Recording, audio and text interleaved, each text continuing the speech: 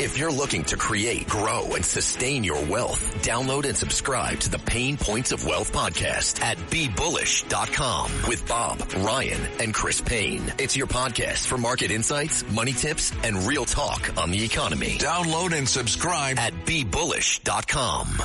Optimism isn't sunshine and rainbows. It's fixing things, changing the way we fix things. It's running the world on smarter energy. Because if optimism never stops, then change can't either. GE Vernova, the energy of change. The Roger Stone Show on the Red Apple Podcast Network. And we're back on the Roger Stone Show. Joining me now is Dion Cini. He's a New York City resident. He's been coined in the media multiple times as a professional provocateur, mainly for his efforts to drop huge Trump flags in locations where Trump flags don't normally belong. So Dion was banned at all Disney parks, SeaWorld, Busch Gardens, and of course all Major League Baseball stadiums, where he has dropped as many as 17 huge Trump flags over the course of 4 years. Dion Cini created a movement known as Operation Flag Drop to encourage other people to utilize the same strategy to express their First Amendment rights, which ultimately led to thousands of grassroots flag waves, car and boat rallies. In his spare time, Dion Cini designs and manufactures Trump flags and other MAGA products, which help other Trump supporters provide effective messaging when they're in the political battlefield. Dion Cini has been a good and loyal friend of mine, and he wanted to come on today to talk about his views on the recent New York mayoral race. In his real life, he's a software developer for financial and medical applications. He's a great patriot, a great friend, a great Italian-American, and he joins us now. Dion. Roger, thank you for having me on, buddy. Still my number one hero. Oh, you've actually been on par more than Trump lately, so very honored to be here. All right, so you had some views on the recent New York City mayor's race. We talked about that race ad nauseum here on the Roger Stone Show. We're still sifting through the results, trying to analyze exactly what it means. I think I know what Mayor-elect Mamdani's policies mean for New York City, but give us your unorthodox take. I mean, and I don't want to beat the dead horse that I know you guys have been doing for the last couple weeks here. So I'm going to try to also put a positive spin on it and see how we can sort of avoid what I call a mayoral jihad, from coast to coast, because that is what is going to happen. Okay, it's not a theory, it's a fact. So, but what I've been doing, I really want to back up a little bit and talk about what I've been doing and what, the grassroots movement thing has been doing too, because we need to talk about that as well real quickly. Because I've kind of taken a break here for the last 6 months. But, the other day, our new mayor said to Trump, he goes, we got to pump up the volume. So that got me really excited. And that was actually, I'm really excited about it right now, because when somebody says pump up the volume, it's reminiscent of the time when President Trump told me to not, keep going, don't stop what you're doing. I love the Trump flags. After he saw the first one at Yankee Stadium, he fell in love. So, okay, let's pump up the volume. So I'm going to sort of ramp it up here with this new movement that I'm working on called Trump for King. I know it's a radical idea, but, we're going up against radicals. So I was kind of fighting fire with fire. Dion, we're going to take a quick break. And when we come back, we will feature my friend Dion Cini and let him continue his political analysis. Dion, don't go away. And don't you go away. Whatever you do, don't touch that dial.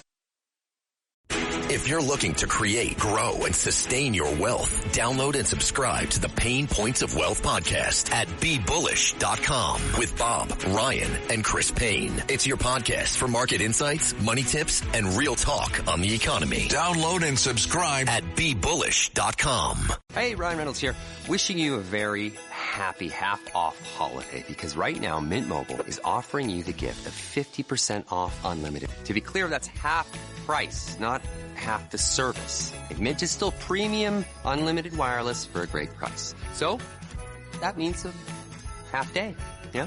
Give it a try at mintmobile.com/switch. Upfront payment of $45 for 3-month plan, equivalent to $15 per month required. New customer offer for first 3 months only. Speed slow after 35 gigabytes if network's busy. Taxes and fees extra. See mintmobile.com. A message from McAfee.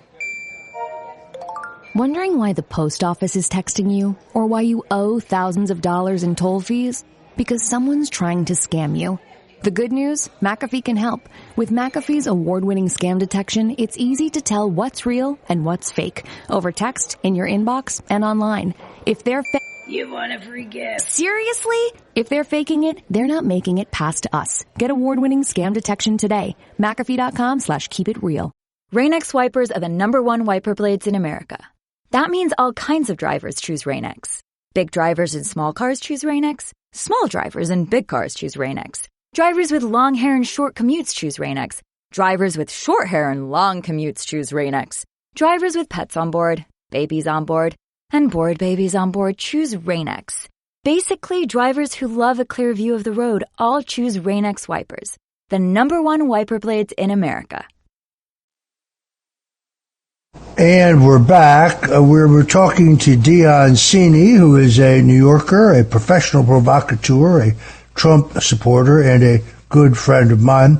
Dion, you were giving us your take on the recent mayoral elections when we had to go to a commercial break. Folks, don't go away because Joel Gilbert, reporting for the Gateway Pundit, is going to join us to talk about the newly surfaced charges of mortgage fraud by Congressman Eric Swalwell, one of Donald Trump's harshest critics. You remember him. He's the one who got caught having an affair with a communist Chinese spy while on the House Intelligence Committee, where he had full access to classified U.S. information. Dion, you have the floor.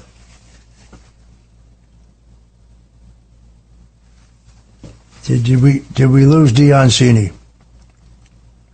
Sorry about that. I'm here. Sorry about that. I'm here. All right. Dion, you have the floor.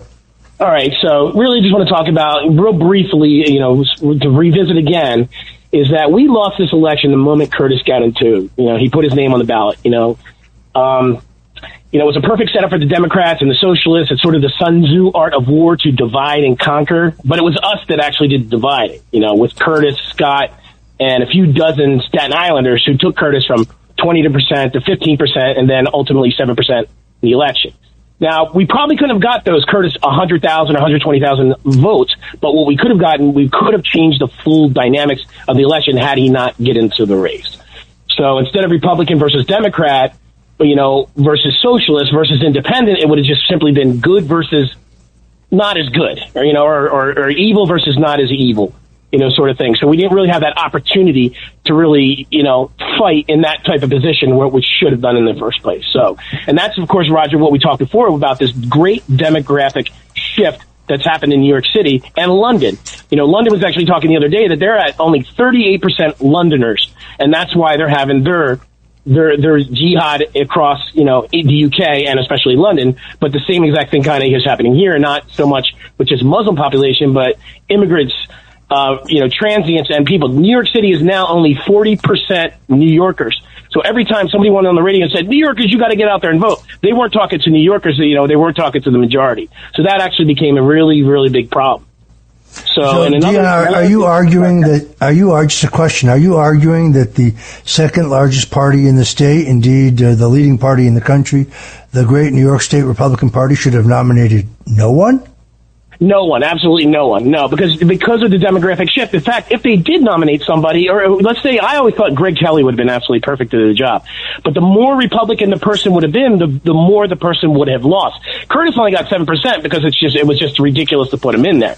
But if you put somebody in there was a real diehard Republican, you put Stefanik in there for mayor, she probably wouldn't have gotten above 20% or just at the 17%. So it really wouldn't have mattered anyway if she could only get 20%, needing 33 minimum to run. So the more Republican they would have put on the card, the greater the chance they would have lost. And that doesn't include Curtis because he's not a Republican.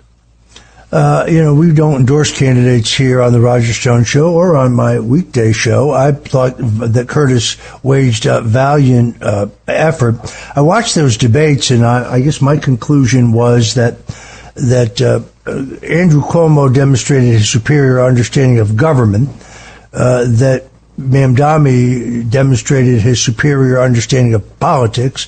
That's why I called him Mamdaji. While Curtis, I think, demonstrated his superior knowledge of New York. Now, you're right about the demographic change. Less than a third of New York City residents are Catholics in a city where Catholics once dominated. Less than a third of New Yorkers are white. less than the Republican registration is at an all-time low.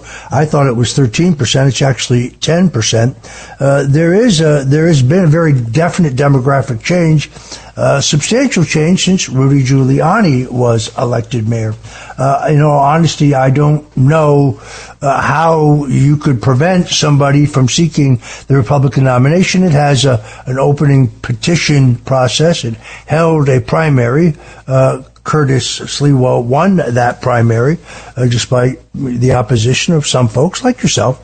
I was happy to see my friend Frank Morano win the Staten Island City Council race. I think you'll be an excellent city council member. Dion, before I let you go, tell folks where they can go to get your incredible Trumpian products. And of course, TrumpSwag.com or HugeFlags.com. All right. I thank you for joining us. You are my friend, and I wanted you to have an opportunity to speak your piece, which I always value. Thanks for joining us today. Thank you. And the last thing I want to say is I want to get more people out there to be more like Scott Presler. We need 1,000 Scott Preslers, or we are doomed. I share your high regard for Scott Presler, and greater activism is the grassroots, as my good friend General Michael Flynn says, is the answer. Thanks for joining us today on The Roger Stone Show. Thanks for listening to The Roger Stone Show. You can hear The Roger Stone Show Sunday afternoons at 3. If you like the podcast, share it with your friends and listen anytime at WABCRadio.com and download the WABC Radio app. Hit that subscribe button on all major podcast platforms. Plus, follow WABC on social on Instagram, TikTok, Facebook, and X. See you next time for a new episode so you never have to wonder, what the heck is going on here? If you're looking to create, grow, and sustain your wealth, download and subscribe to the Pain Points of Wealth podcast at BeBullish.com with Bob, Ryan, and Chris Payne. It's your podcast for market insights, money tips, and real talk on the economy. Download and subscribe at BeBullish.com.